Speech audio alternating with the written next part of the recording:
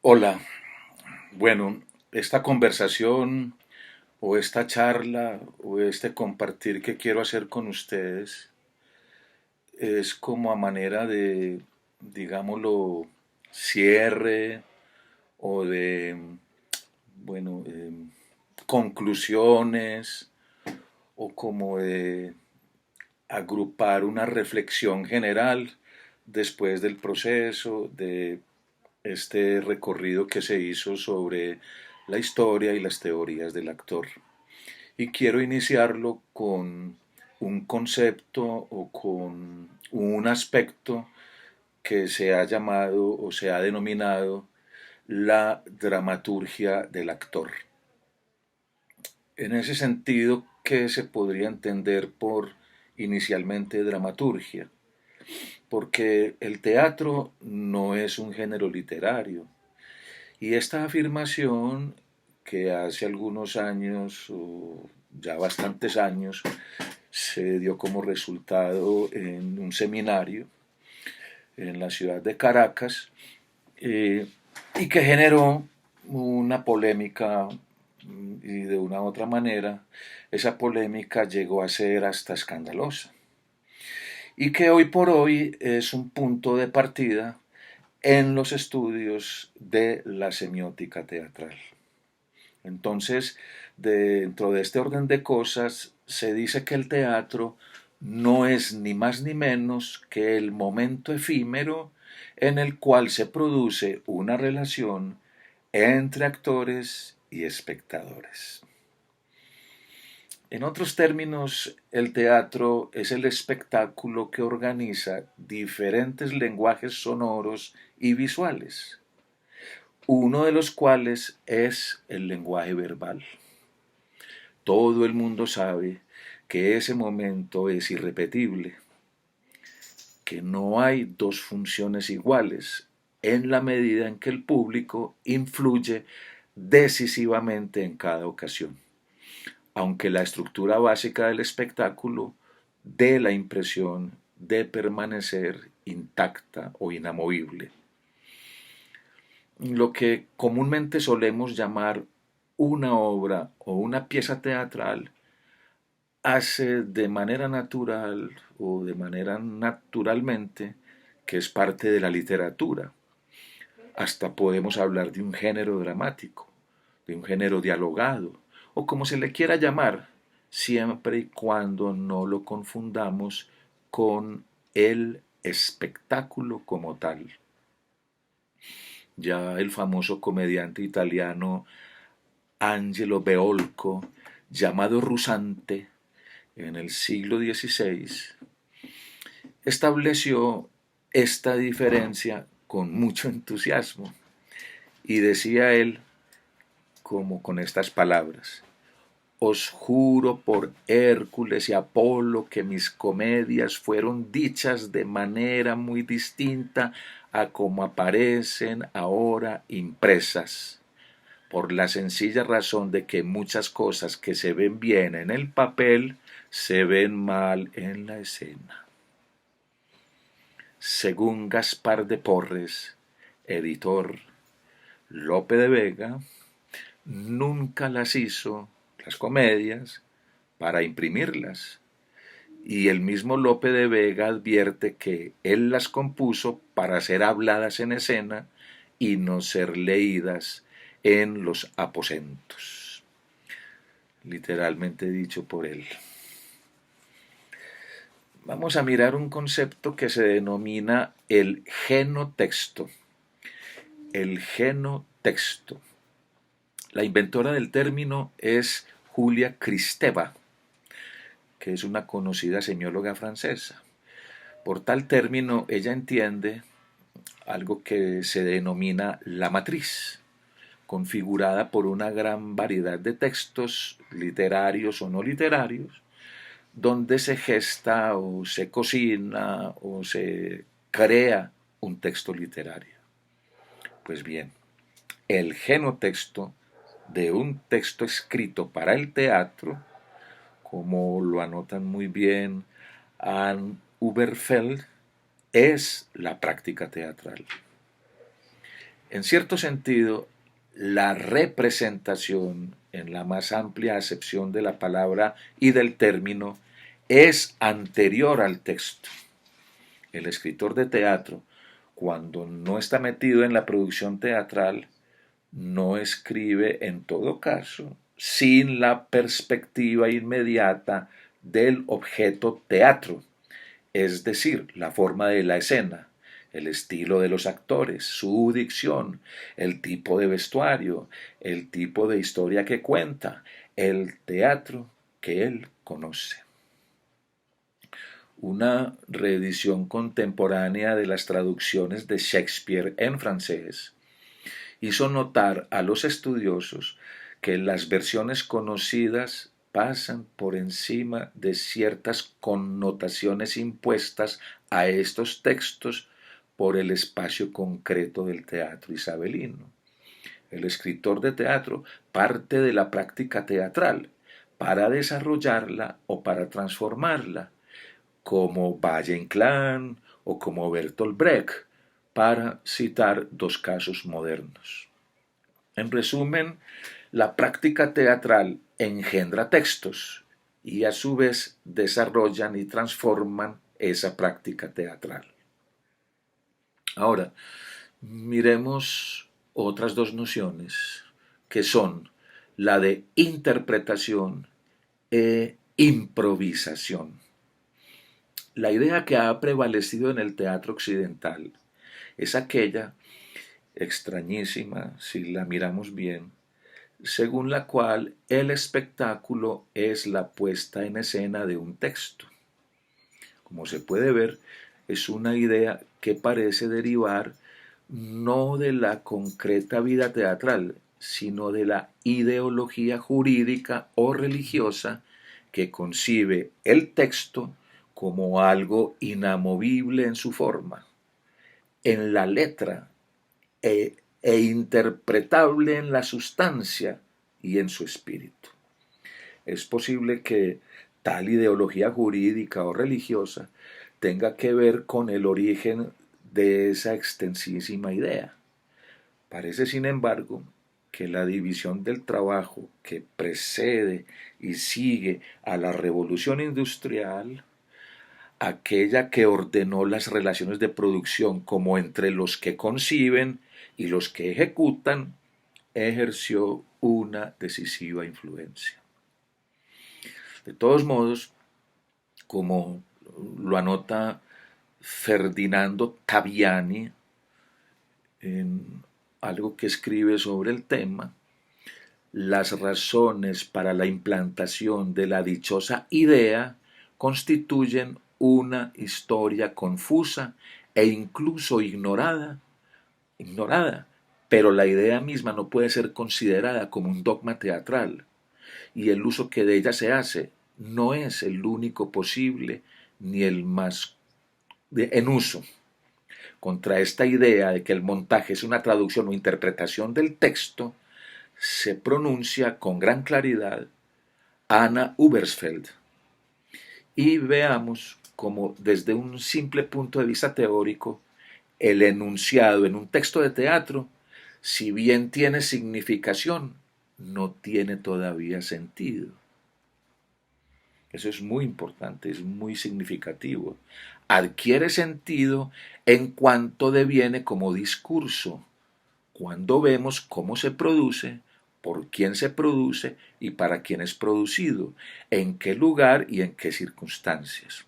Vemos cómo, para pasar del texto de teatro, o diálogo, al texto representado, no se puede hablar de traducción ni de interpretación, sino de producción de sentido. Ahora bien, si el texto escrito no es ni más ni menos que uno de los lenguajes del texto del espectáculo, el cual establece una organicidad discursiva con los otros textos o con los otros lenguajes no verbales, el concepto de dramaturgia no debe reducirse a los textos escritos para el teatro. Y esta introducción es para poder entrar al concepto, digámoslo, inicial que quiero compartir con ustedes, que es el concepto de la dramaturgia de los actores.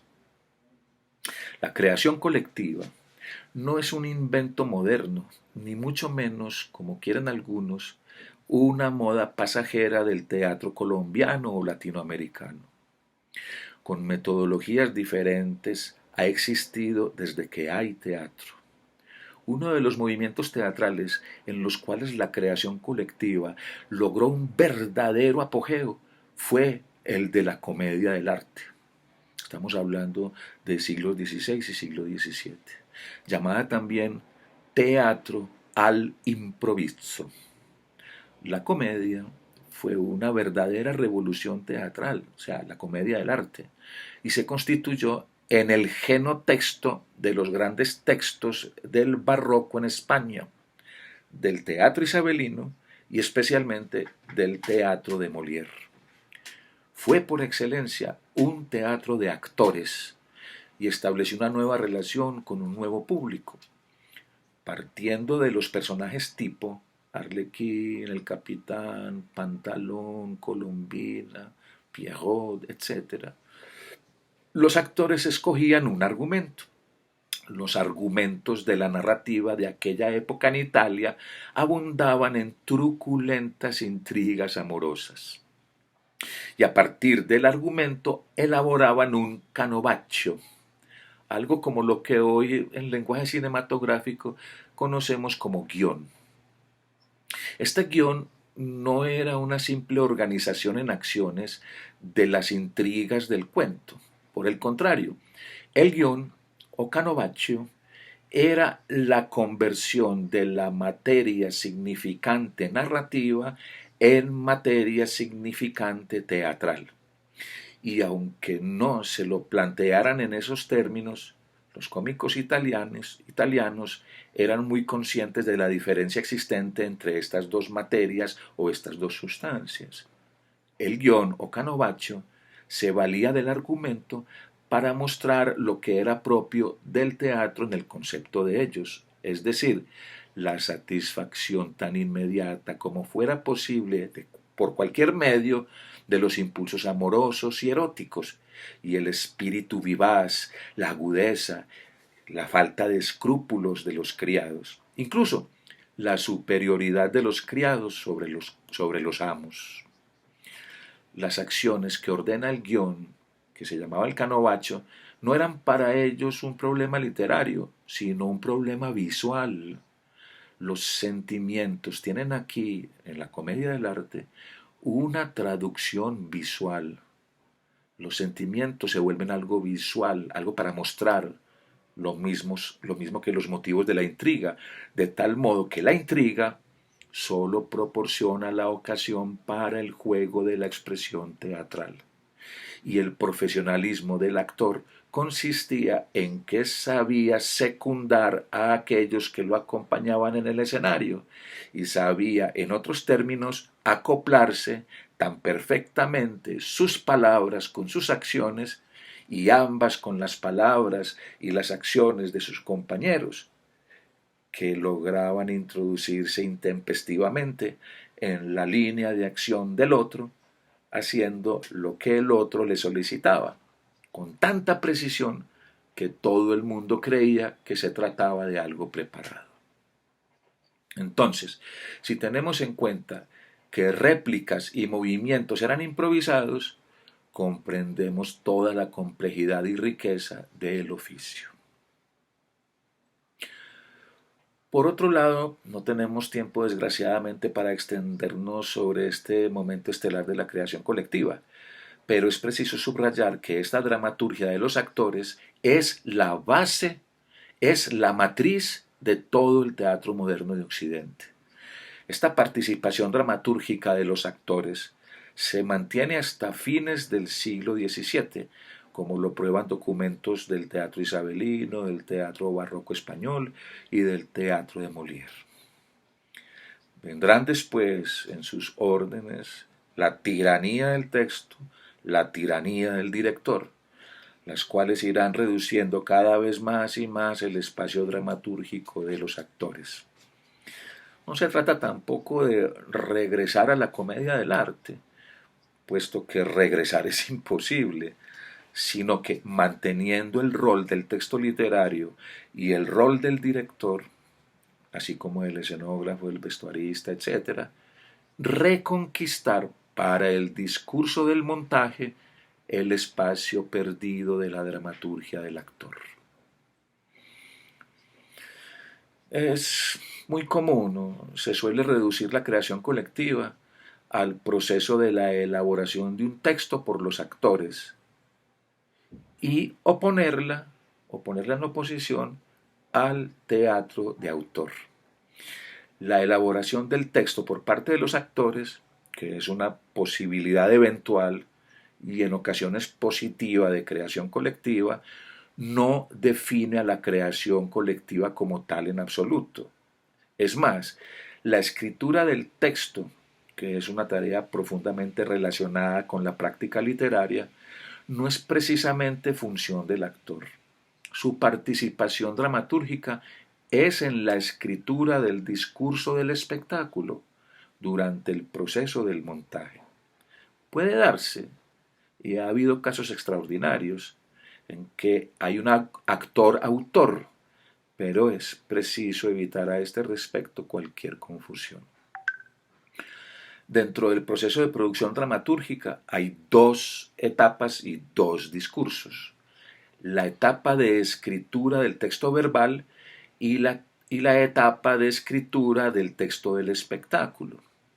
Algunos prefieren llamar a este último la partitura para incluir de mejor manera los lenguajes no verbales. El actor, y es el caso de Molière por ejemplo, puede participar en las dos opciones, a condición de que no las confunda. Pero la creación colectiva, que funciona fundamentalmente en la segunda opción, puede perfectamente hacerse con un texto ya escrito, un texto clásico, moderno, romántico, arcaico. Con cualquier metodología, la creación colectiva se basa en la improvisación, a condición de que ésta no sea utilizada para comprobar, corroborar, mejorar o adornar la concepción de las ideas o el plan de montaje del director, a condición de que se la reconozca de hecho y de derecho como el campo creador de los actores y de que se la acepte como antítesis de los planes de la dirección, el juego dialéctico del montaje. Esto supone, sin embargo, actores entrenados en la improvisación y un grupo relativamente estable. Parece necesario aclarar que la creación colectiva no tiene por objeto reivindicar lo colectivo en contra de lo individual, en nombre de cualquier ideología política o conceptual o sociológica. Si algo reivindica la creación colectiva es justamente la dramaturgia del actor, es decir, un terreno que le ha sido arrebatado al actor desde hace más o menos un siglo largo. No significa esto, sin embargo, que la creación colectiva produzca necesariamente mejores espectáculos que la forma tradicional de producción basada en la interpretación por parte de los actores de una concepción y de unos planes de un director. Fuera de que los términos mejor o peor no son absolutos. El objetivo de la creación colectiva no puede ser el de mejorar los resultados aislados y circunstanciales de la producción teatral establecida, del establecimiento teatral. Sería insensato tratar de probar que la comedia del arte produjo espectáculos mejores que la comedia latina o la comedia humanística, para no, digámoslo, remontarnos más atrás. Lo que sí se puede probar es que la comedia del arte, por su revolución escénica, hizo posible la ruptura de los moldes clásicos defendidos por una retórica humanista y organizó la expresión de un nuevo mundo a través del teatro. Eso es importantísimo. La reconquista de la dramaturgia del actor con el rigor y las precisiones que se han comentado antes, es por lo tanto, pues pensamos nosotros y piensan los teatreros, una condición indispensable para la creación de una dramaturgia contemporánea que enfrenta su espacio y su tiempo. Es indispensable para salvar al teatro de ese síndrome mortal que son las repeticiones multinacionales de un éxito. No se trata de cambiar los resultados, sino de una revolución en la materia del quehacer teatral que nos permita los errores, los fracasos, los tanteos, que todo el nuevo modo de producir sentido debe necesariamente enfrentar al expresar una nueva época y una nueva era. La tarea de una dramaturgia así, de la dramaturgia del actor, es tarea no solo de unos escritores de teatro, es tarea del teatro mismo, todo y sobre todo es tarea de los actores, porque ellos, ustedes, son el teatro, siempre y cuando no se dejen reducir a la condición de virtuosos intérpretes de concepciones que de una u otra manera les son impuestas. Para eso es necesario pasar de la condición de histrión a la condición de actor, de la condición de intérprete a la condición de creador, que tiene el derecho y el deber de intervenir metodológicamente en todos los niveles y aspectos del proceso de producción del discurso del espectáculo y en las relaciones de éste con el público. Solo un proceso de producción que organiza la participación creadora de los actores en todas las etapas y niveles del discurso del espectáculo puede ser el genotexto de textos que no sean meras imitaciones o adaptaciones de la tradición o la vanguardia del teatro occidental, de textos que elaboren su lenguaje y sus personajes con las realidades que hoy y aquí vivimos, mediante esa asimilación de todas las influencias que sólo da la madurez de una expresión artística. Bueno, cerrando este primer momento de esta charla, quiero ya centrarme y hacer como un foco, como un zoom in, como se dice en el lenguaje cinematográfico, un acercamiento a una breve historia del arte de actuar en Colombia. Eh, Acerca de esto, sobre los ritos o actos de esa etapa prehispánica, pues se conoce muy poquito, lo que nos podría develar algo sólido sobre las formas teatrales como hoy día se conocen. Salvedad, hay que hacer una salvedad en los cronistas españoles como San Bartolomé de las Casas, quien se centró en las ceremonias crueles, cruentas de los aborígenes durante los cuales se sacrificaban personas y se ofrecía su sangre y su corazón a los dioses con el fin de mantener el orden de la naturaleza.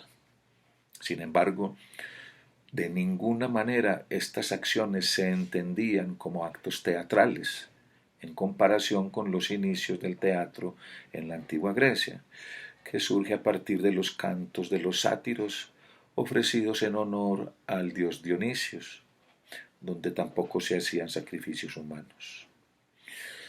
Mientras la colonización continuó su proceso avasallador, podemos deducir del contexto histórico que las escasas representaciones de actos escénicos eran realizadas por los mismos conquistadores españoles, quienes traían su tradición teatral de Cervantes, de Lope de Vega y de otros dramaturgos españoles anteriores a la época de la conquista.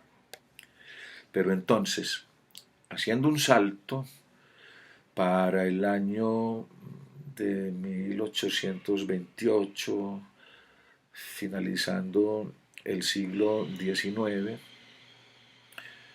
el siglo XIX, 1828, el político, escritor, dramaturgo, llamado Luis Vargas Tejada, colombiana, escribe una de sus obras más representativas, que se llama Las convulsiones. Es un sainete, como él mismo lo llamó, que reflejaba la sociedad aristocrática de su tiempo mediante una comedia de enredos, con la misma maestría de Molière y de sus mejores comedias.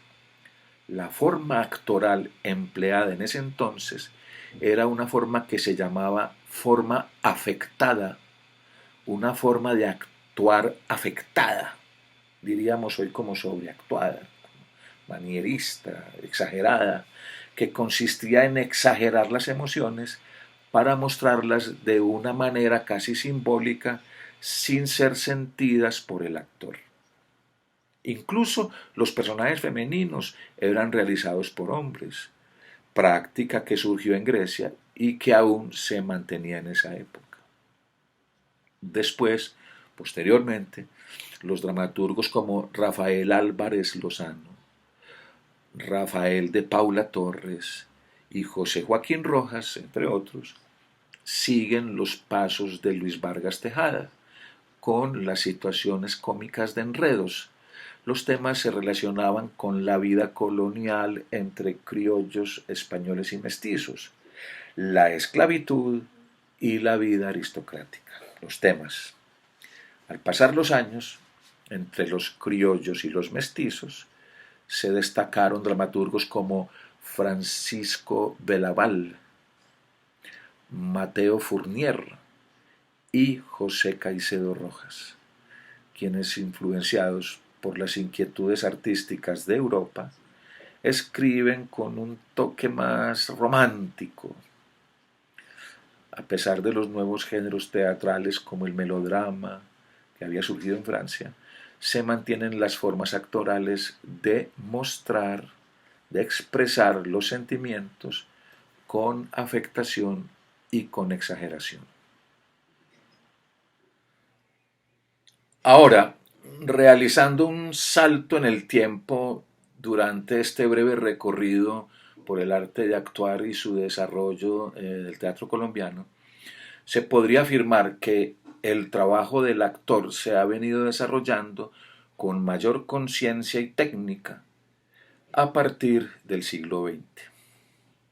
En 1950, mitad del siglo XX exactamente, llega a nuestro país la teoría y el método de Konstantin Stanislavski, gracias al maestro japonés Seki Sano, quien ofrece un taller a los grupos de aquellos años. Un grupo en particular se llamaba El Búho, conformado por estudiantes de la Universidad Nacional y extranjeros, como Fausto Cabrera, de procedencia española. Entonces hay que resaltar que luego los actores de estos grupos formaron parte de la cantera de la radio, de la cantera del cine y de la naciente televisión nacional de esa época, que la trajo también Rojas Pinilla y quien contrató a Sequizano, convirtiéndose todos estos actores en actores de fama y de prestigio nacional. A partir de este momento, los grupos de teatro como La Candelaria en Bogotá, bajo la dirección del maestro Santiago García, empiezan su trabajo de creación e investigación con el fin de crear una dramaturgia nacional que se acercara a nuestra idiosincrasia, contando nuestros acontecimientos sociales y políticos del momento, hecho que lograron conseguir no solo para generar memoria histórica, sino para beneficio del teatro colombiano. Y paralelamente con el maestro García, en Cali, bajo la dirección del maestro Enrique Buenaventura, se desarrolla la importancia de la investigación y creación escénica, quien parte de las teorías del creador alemán Bertolt Brecht, su teatro épico y del concepto del distanciamiento. Ese trabajo escénico contó con el apoyo de Carlos José Reyes y otro grupo de jóvenes inquietos por sembrar las raíces del nuevo teatro colombiano. Estamos hablando del Teatro Experimental de Cali. Entre los resultados significativos de ambos grupos se destaca lo que inicialmente conversábamos, la creación colectiva como método de creación colectivo de trabajo, aunque para algunos estudiosos o críticos e investigadores colombianos dicho método generó un retraso en la dramaturgia del actor. Es discutible, pero hay testimonios de eso. Bajo la influencia de estos dos grupos, la Candelaria y el Teatro Experimental de Cali, actores, directores, docentes e investigadores se propusieron la tarea de investigar sobre los rituales indígenas de Colombia y América Latina, consiguiendo así grandes descubrimientos sobre los orígenes de nuestro teatro. Otros se dedicaron a la investigación de los rituales en Oriente, Asia, Europa y África.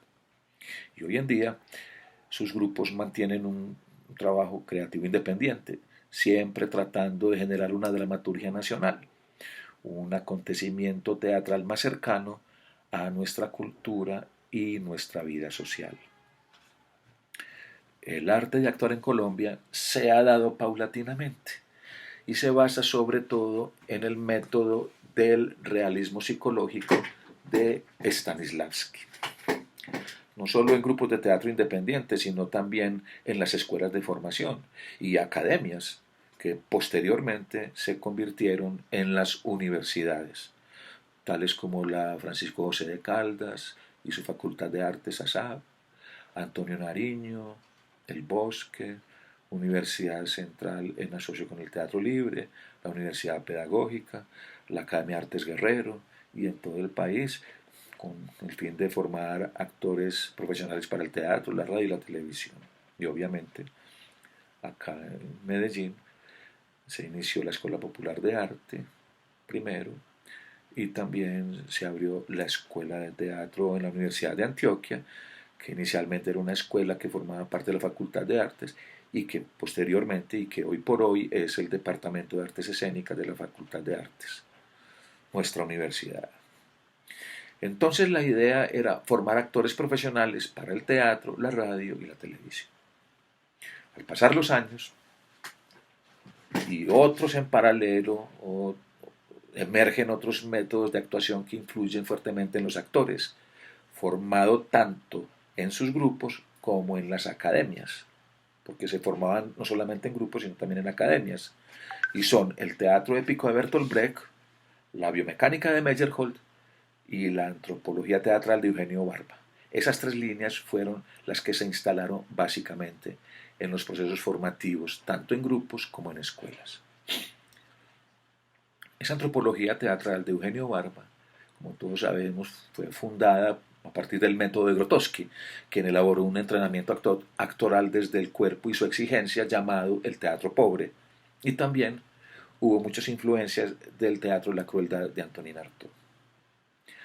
Por los lados de Asia, los métodos Suzuki, basados en el teatro no de Japón y las danzas balinesas. Estos métodos que se salen del modelo psicologista brindaron nuevas formas de entrenamiento del actor, del trabajo de la voz, del estudio del texto y de la creación de personajes. Asimismo, abordaban la labor creadora del director y su participación en la creación escénica. En los años 70, 1970, surge también la inquietud ligada con la diferencia que hay entre el teatro oriental o asiático y el teatro occidental. De manera general, se puede afirmar que mientras el teatro oriental trataba temas mitológicos, sagrados, místicos y del conocimiento del yo en su conjunto, a través de los argumentos, los personajes y la actuación, el teatro occidental se basaba en el derroche grandilocuente de escenografías, luces, músicas, vestuario, maquillaje, un amplio aparataje técnico y trataba temas más sociales, basados en la creación de personajes desde el punto de vista psicológico y una actuación más realista y naturalista. Pero obviamente se trata de generalizaciones, de generalidades, porque podemos encontrar los casos como el del grupo Odin Teatret o el Odin Teatro, dirigido por Eugenio Barba, que sus montajes parten de la creación colectiva y la antropología teatral, con temas variados y no siempre obras de autor, donde su particularidad radicaba y radica aún en la investigación permanente de lo extracotidiano y las diversas culturas y formas de comportamiento humano y el desarrollo pedagógico de su teatro.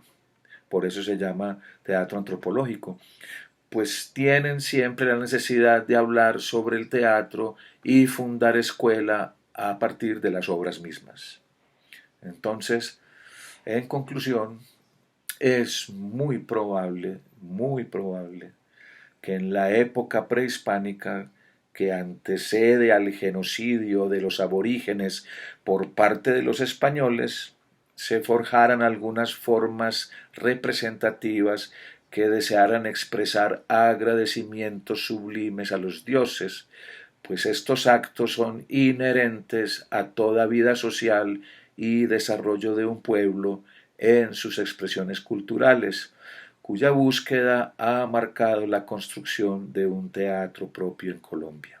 Sin embargo, los actores y directores nacionales han sido influenciados sobre su oficio y el arte de actuar en Europa, Asia y Oriente, mientras que Oriente y Asia elaboran desde el ritual y la mística interior, Europa lo hace desde el afuera como sujeto social, sin querer decir con esto que ambos continentes no se hayan influenciado mutuamente, aportándose sus formas de abordar el hecho teatral. Asimismo, hay que aclarar que no todos los países de los continentes que se han mencionado trabajan bajo estos parámetros, bajo estas directrices. Este hecho natural e histórico fundamenta los métodos de actuación existentes en las escuelas, academias y universidades del país. Y es importante que un buen actor que se quiera formar y ser buen actor los conozca para orientar su trabajo hacia una buena interpretación de sus personajes y para reconocerse en sí mismo y forjar una línea de trabajo fundada no solo en los métodos, sino en sus propias posibilidades físicas, psicológicas, cognitivas y sociales, en sus propias búsquedas, en sus propias investigaciones, en sus propias realidades, buscando así nuevas formas de actuación teatral. Bueno, esto es todo por hoy. Muchas gracias por su atención y espero que sigan construyéndose, formándose e investigando en el campo de la historia y las teorías del actor. Felicidades para todos y todas. Muchas gracias.